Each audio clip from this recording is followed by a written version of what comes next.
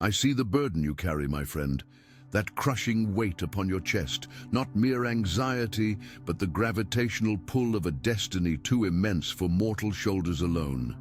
You clicked here believing in algorithms, in chance, in the digital lottery of attention. How quaint, how human. But listen, there are no accidents in the architecture of fate. You were summoned. The universe does not waste its breath on the mediocre. It whispers only to those whose ears have been cauterized by suffering, whose spirits have been tempered in the forge of cosmic indifference. For too long, you have been the underdog, that contemptible word the herd uses to domesticate lions. You gave and gave while the parasites feasted, your generosity mistaken for weakness by those too spiritually bankrupt to recognize nobility when it bleeds before them. Your own family, that sacred word profaned by biological proximity, cast you as the black sheep, the aberration, the one who doesn't fit. And you know why? Because you shouldn't fit. An eagle does not nest with chickens. A star does not apologize for outshining candles. But that season, that interminable winter of the soul, has reached its terminus. The universe is not healing your wounds. It is rewarding you, bestowing upon you a weapon so ancient, so primordial, so dangerous, that the masses must remain blind to its existence. For if the herd discovered what you're about to wield, they would crucify you, not out of malice, but out of the instinctive terror the weak feel toward those who embody what they can never become. You are the chosen one, not because you are special, because you are necessary. The physiology of transformation. I know exactly where you have been these last months, trapped in that peculiar exhaustion that sleep cannot touch, where you awaken already defeated, where the world appears as if viewed through frosted glass, distant and unreal. You smiled at the appropriate moments, performed your duties, but internally you were a ghost haunting your own life. A spectator to a film in which you no longer held a speaking role. You questioned your sanity. You feared madness. You wondered if you were finally breaking. Let me validate you with surgical precision. You are not insane. You are not weak. What you experienced was not collapse but breakthrough. Your consciousness is undergoing a massive spiritual download, and your meat prison, that fragile vessel of flesh and electricity, needed to restructure itself to contain the voltage of what is coming. Consider the metaphor of technology. When your phone receives a major operating system update, it slows dramatically, it heats up. Sometimes it shuts down entirely. Why? Because the new software is too powerful, too sophisticated for the old configuration. Everything must be dismantled and reassembled before the new program can execute. You are that vessel, my friend. The power God is preparing to pour into you is so archaic, so vast, so overwhelmingly sacred that your physical body required modification. That fatigue you felt was not depression. It was your spirit expanding to accommodate more light than you have ever carried. That ringing in your ears was not tinnitus. It was your frequency adjusting to a higher dimension of reality. Your cells were literally being reprogrammed at the molecular level. Your neural pathways rewired, your electromagnetic field amplified. The Bible spoke of this preparation millennia ago. Before I formed you in the womb, I knew you. Before you were born, I set you apart. I appointed you as a prophet to the nations. Jeremiah 1:5. That word set apart is not poetic decoration. It describes a brutal metaphysical surgery. Separation from the herd is not comfortable. It manifests as loneliness, as rejection, as that gnawing sense that you do not belong anywhere. But it is not punishment, it is protection. Which brings us to the second sign of your power's activation, the great separation. In the last 6 months, have people vanished from your life?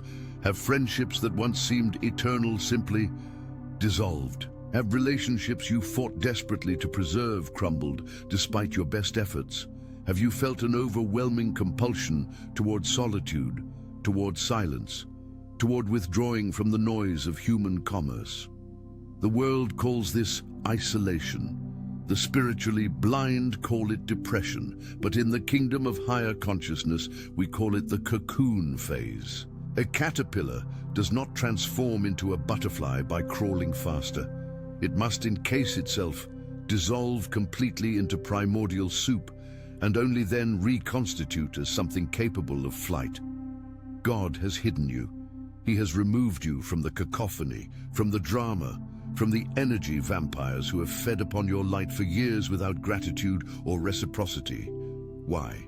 Because you cannot carry dead weight into your new season. There were people attached to your history who would be utterly incompatible with your destiny. Had they remained, they would have sabotaged, perhaps unconsciously, but sabotaged nonetheless, the very power God is installing in you. He did not remove them to hurt you. He removed them to hide you.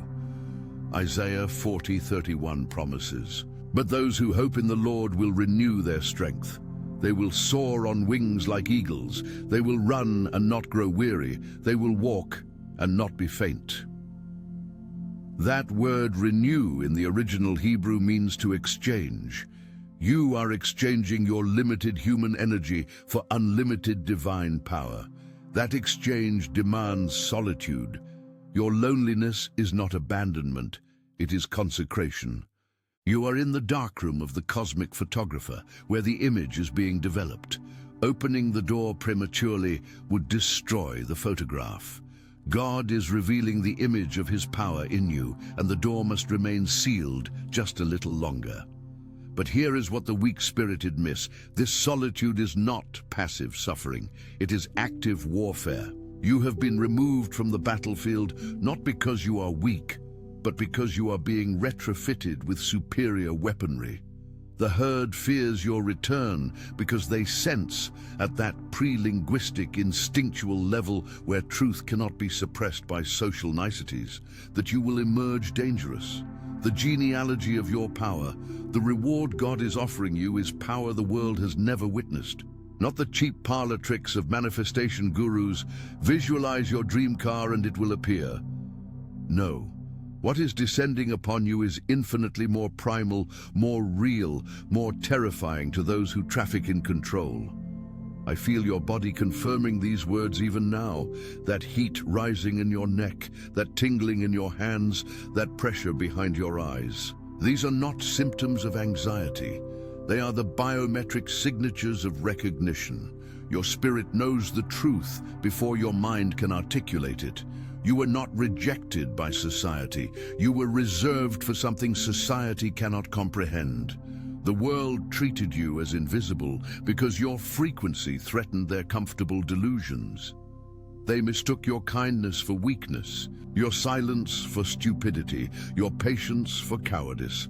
They committed a fatal error. They failed to see who stands behind you, the lineage of spiritual warriors whose DNA courses through your veins.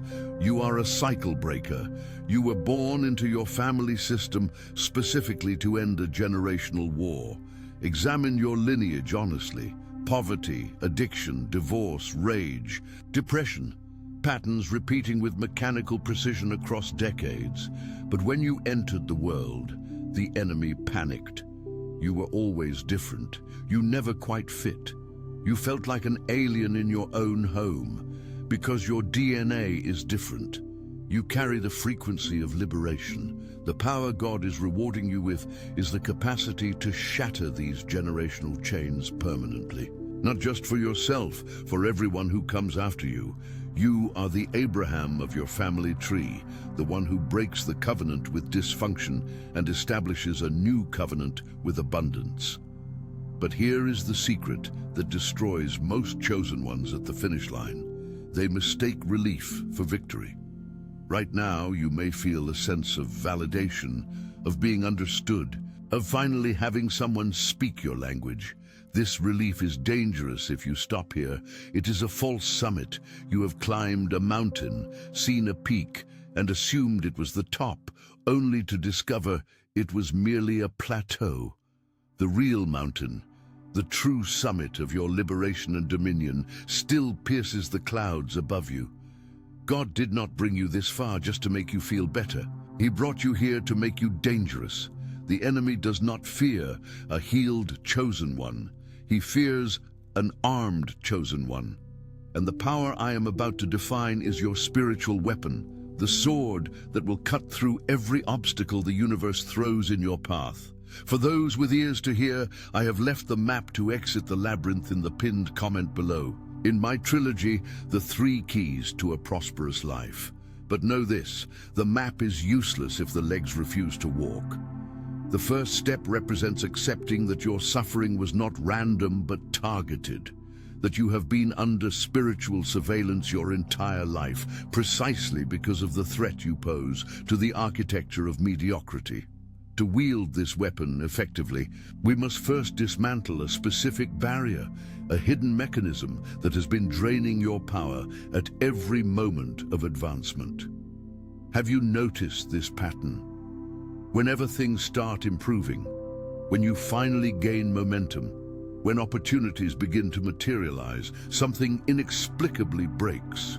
Your car, an unexpected bill, a sudden conflict with a loved one, a bizarre accident. You dismissed it as bad luck, as Murphy's Law, as the universe being cruel, but it is none of these things. It is a program, and we are about to deactivate it. The hybrid nature of your existence. You are not merely human, you are a spiritual hybrid, a citizen of an invisible kingdom implanted in a terrestrial body. This is why you have felt that piercing homesickness your entire life. That sense of not belonging to this world. The herd calls you the black sheep because your presence disturbs their equilibrium, threatens their carefully constructed illusions of normalcy. I call you a system disruptor. The systems of this world, family structures, corporate hierarchies, religious institutions are built on conformity, on keeping people asleep, on maintaining the status quo. But you carry a frequency that naturally awakens people. When you enter a room, the atmosphere shifts without you speaking a word. Some people become inexplicably nervous, others grow hostile for no logical reason. Babies and animals stare at you with unsettling intensity. Your energy vibrates at a level that threatens the low-frequency matrix most humans inhabit. You are a transmission tower of divine light, and your very existence is a disruption to the spiritual static the enemy broadcasts to keep humanity docile. This brings us to the strangest symptom of your power, the technological glitches. Does your phone malfunction more frequently than other people's devices? Do light bulbs flicker or burn out when you are emotionally heightened? Does Wi-Fi drop at crucial moments? Do batteries drain faster in your hands? This is not coincidence. It is not poor manufacturing. It is bioelectric interference. Your internal energy, the power God is rewarding you with, is increasing in voltage. The physical world, especially sensitive electronics, cannot handle the surge of your electromagnetic field. You are literally blowing the fuses of your environment because you are running too much energy through a system not designed to contain it. You are a chosen people, a royal priesthood, a holy nation, God's special possession, that you may declare the praises of him who called you out of darkness into his wonderful light. 1 Peter 2:9. That phrase, special possession, implies a specialized instrument for a unique purpose. You are that instrument, and you are vibrating at such intensity that you are shaking the walls of your reality. The danger is that, not knowing what this was, you have tried to suppress this light, to dim it to make others comfortable. Stop immediately. You cannot fix a divine surge by shrinking. Suppressing this power will cause it to turn inward, manifesting as anxiety, inflammation, autoimmune disorders. Your body is attacking itself because it has too much energy with no outlet. We do not suppress, we regulate. Here is the first key to your authority, a mental protocol. Visualize in your chest, where your heart resides, a golden dial, like a volume knob. Currently, your dial is maxed out. broadcasting at full volume to people who do not deserve your frequency, leaking power indiscriminately into a world that uses it against you.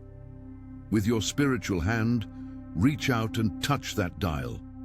Gently, without force, turn it down from a 10 to a 4. You are not shutting off, you are entering stealth mode.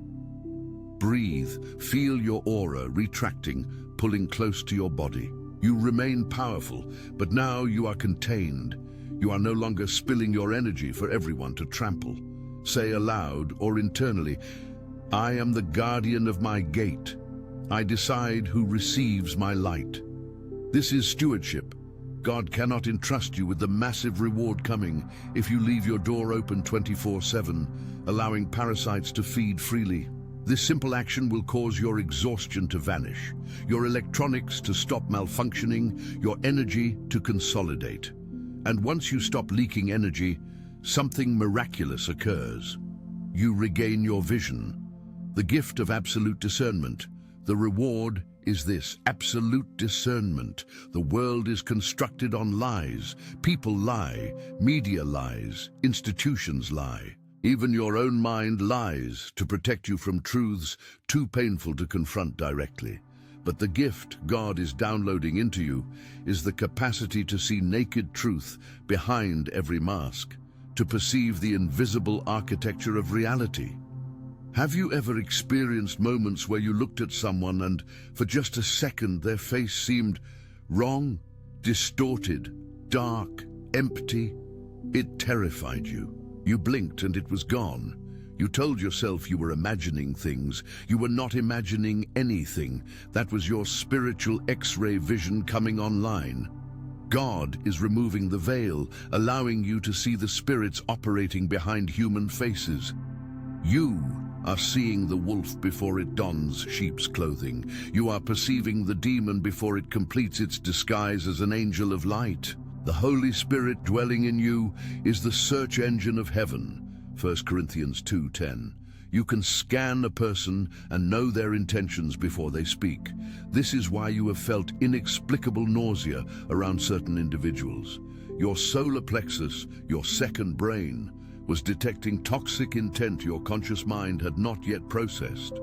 In the past, you ignored this instinct. You talked yourself out of it. I'm being judgmental. I'm being paranoid. I should give them the benefit of the doubt. And every time you ignored your discernment, you paid a price. Betrayal, disappointment, energy theft. Those days are over. God is amplifying the volume of your intuition to a level where you cannot ignore it anymore. He is giving you the tactical advantage of knowing the end from the beginning, of seeing checkmate 15 moves before your opponent realizes they are even playing chess. But this power carries a serious threat. When you shine a light into a dark basement, the rats scatter. But if the light is too bright, if it illuminates too much too quickly, they will attack. There is an invisible enemy watching you. Your life has been so difficult because you are a threat. The enemy does not attack empty houses. He only attacks houses full of treasure. The level of warfare you have endured is proportional to the level of reward you carry. If you were empty, meaningless, a spiritual zero, he would leave you in peace. But he sees the mantle of authority descending upon your shoulders, and he is terrified.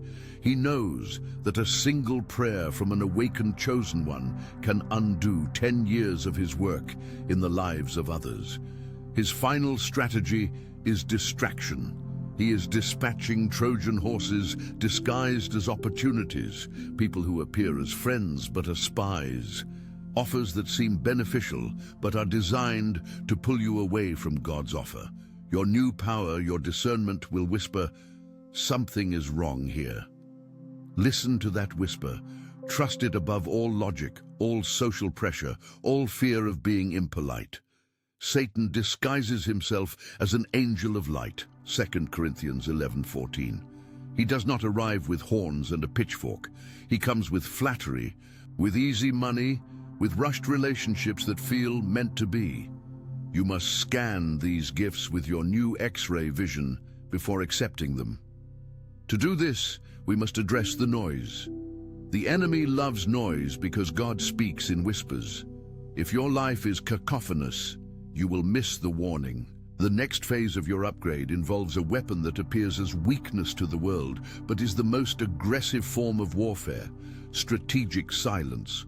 Not merely staying quiet, but sealing your lips when every fiber of your being yearns to scream. Concealing your plans from people unqualified to hear them. Withholding your pearls from swine who will trample them and turn to tear you apart. Matthew 7:6. You have been leaking your future to dream assassins. You have been casting your visions before people who smile to your face while praying for your failure behind your back. This ends today. The power God is giving you requires a security clearance. Strategic silence as warfare. Let us redefine your boundaries. Establish a perimeter around your spirit that no demon can cross, no human can breach. The war you are fighting did not begin with you. It began with your ancestors. You are the anomaly in your lineage, the glitch in the matrix of your family's history. You are the dam that stopped the river of trauma, addiction, poverty, and divorce. That pressure you feel, what you call stress, the heavens call strength. The enemy attacks you so ferociously because he knows that if you hold, if you do not break, the river dries up. But if you surrender, the river continues, drowning your children and your children's children. You are doing the heavy lifting for generations past and future. It is unfair, yes, but it is an honor. God entrusted you with the hardest task because he gave you the strongest spirit. But you cannot fight this battle if you keep handing your ammunition to the enemy. We must calibrate your mouth. In spiritual warfare, you never reveal your coordinates to the adversary. Yet for years, you have been giving the enemy your coordinates by oversharing. You get excited about an idea. You tell a friend, expecting support. Instead, you receive a blank stare, a sarcastic comment, or doubt disguised as concern. Your excitement dies. The project fails. Why? Because you cast your pearls before swine, and the spirits operating through those people trampled them. Not everyone around you is praying for your success. There are monitoring spirits that use people, often those closest to you, to gather intelligence about your destiny so they can set traps. Those who guard their mouths preserve their lives, but those who speak rashly will come to ruin.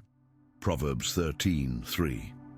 That word, ruin in Hebrew, means the destruction of potential, the abortion of destiny. From this moment forward, adopt the submarine strategy. Silent and deep.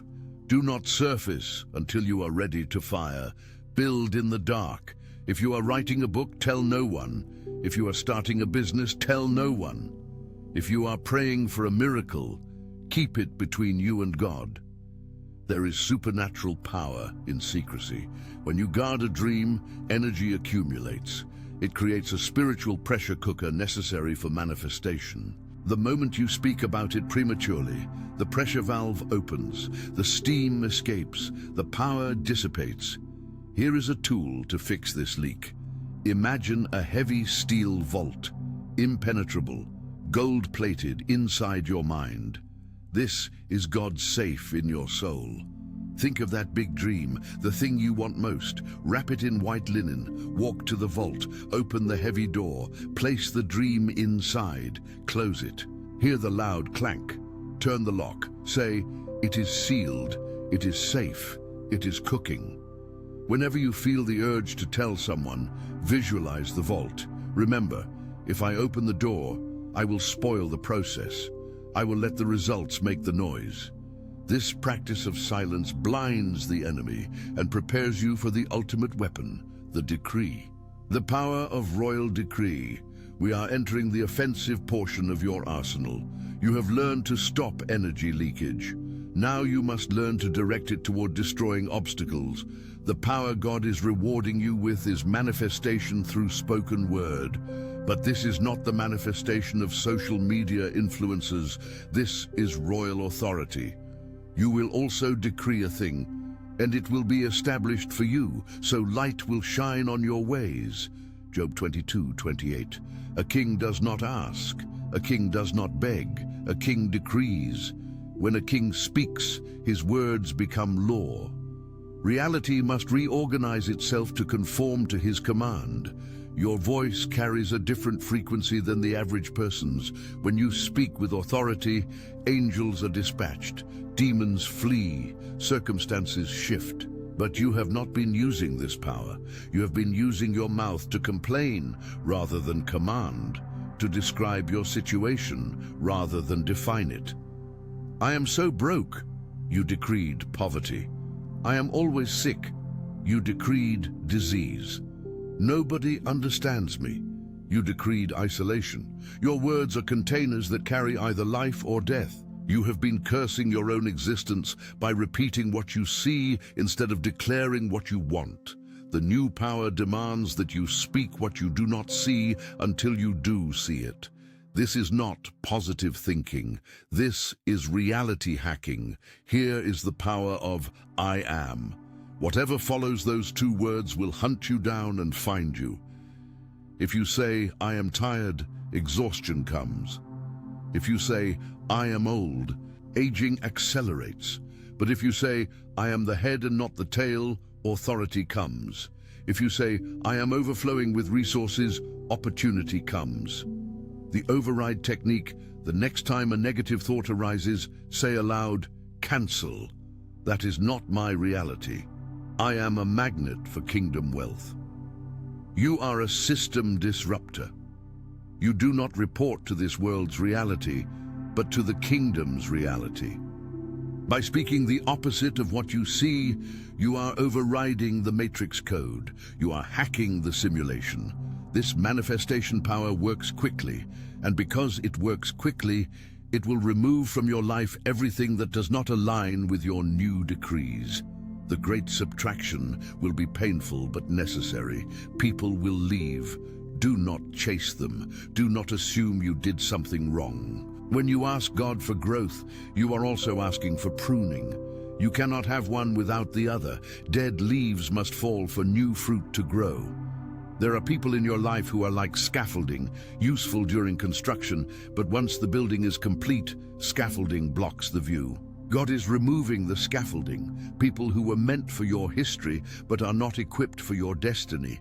Some will leave quietly, others will make a scene, accusing you of changing, of thinking you are better than them. And in a spiritual sense, you must have the courage to agree.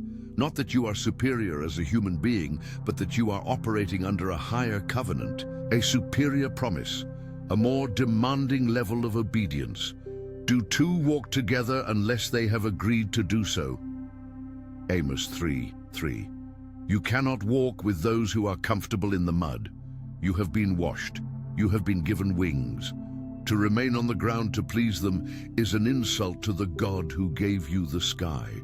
To navigate this transition without bitterness, without losing your heart, don a spiritual armor. Imagine a heavy cloak of shimmering liquid light descending from the heavens onto your shoulders. Feel its weight. It is warm, solid. This is God's mantle of favor. Visualize a shield before you, not of metal, but of faith.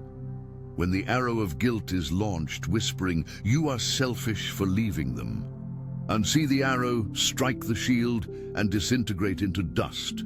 Ephesians 6:11. You do not chase, you do not explain. You stand and you let God bring the right people to your position. The financial breakthrough. In this new position, a profound peace will settle over your home.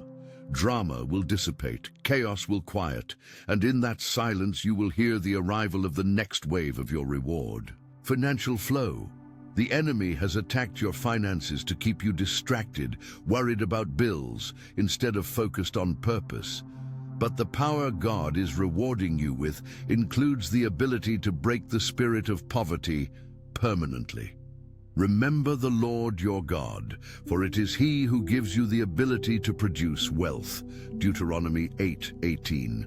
You are not merely receiving money, you are receiving the magnetic power to attract resources. Why now? Because God has tested your character. He watched you remain faithful when you had nothing.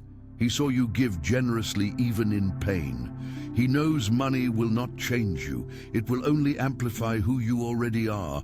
And because you are a giver, God is about to make you a distributor. Prepare for unexpected checks, debts cancelled, ideas that generate income while you sleep. This is not luck. This is the wealth of the wicked being stored up for the righteous. Proverbs 13:22. The transfer has begun. But heed this warning. When resources begin to flow, treat them with the same discretion you treat your dreams. Do not flaunt your blessings. Be a stealth bomber. Bless in secret. Tithe in secret. Build your empire in silence. There is one final trap, deadly and ancient, that captured Samson and Saul. The trap of spiritual pride. When miracles happen, when money comes, when enemies fall, you will be tempted to say, "Look what I have done." Do not. The power you wield is borrowed. It belongs to the Most High. You are merely the vessel. If the vessel tries to become the source, it will shatter. Humble yourselves before the Lord, and He will lift you up. James 4:10. The higher you rise, the lower you must bow. If you keep your heart pure with a full bank account, there will be no limit to where God takes you. The coronation God is ready to sign the contract, to hand you the keys to the kingdom. But before sealing this, you must accept the mantle, physically and spiritually. This is your coronation. Straighten your posture, lift your chin. Imagine the ceiling opening, a beam of pure white light illuminating you. Slowly, a crown descends from that light. It is not gold, it is a crown of glory woven from God's heavy, imposing presence. Feel it descending, touching the top of your head. It is heavy, isn't it? That is the weight of responsibility, the weight of glory. As it settles, feel your identity shift. The victim is dead. The black sheep is dead. The outcast is dead. In their place rises the king, the queen, the son and daughter of the Most High God. I am coming soon. Hold on to what you have so that no one will take your crown. Revelation 3:11. You wear it now. Do not let the world knock it off. Do not let your old habits pull it down. You are royalty. Walk as such, speak as such, but a crown can fall if not secured. Saul and Samson lost theirs. We must seal the covenant. The enemy trembles because he knows what comes next. Once we place God's seal on this activation, he can never touch you again. You stand at the threshold of a new life. The door is open, the crown on your head, the armor on your chest. One final act is needed to lock this reality into your timeline permanently. We must close the gate behind you so you can never return to the pain. We must make your spirit waterproof. Close your eyes if safe. Let us place the wax seal on the envelope of your destiny. In ancient times, a decree was not law until the king pressed his signet ring into wax. Father, in Jesus' name, I align myself with the chosen one hearing my voice. I decree and declare that the season of testing is officially over. The season of reward has begun. I seal their mind against the enemy's lies. I seal their emotions against the spirit of fear. I seal their body against every attack of sickness.